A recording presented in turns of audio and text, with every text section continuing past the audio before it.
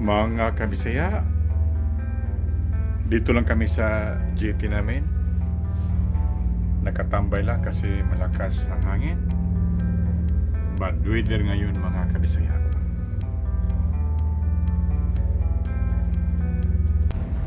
Shifting tayo mga kabisaya. Magbunkering tayo ng diesel. Tayo na mga kabisaya. Punta tayo sa jetty. Let's go!